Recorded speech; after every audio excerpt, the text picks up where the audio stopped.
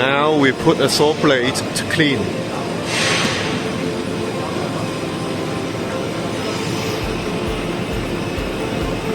First is water cleaning.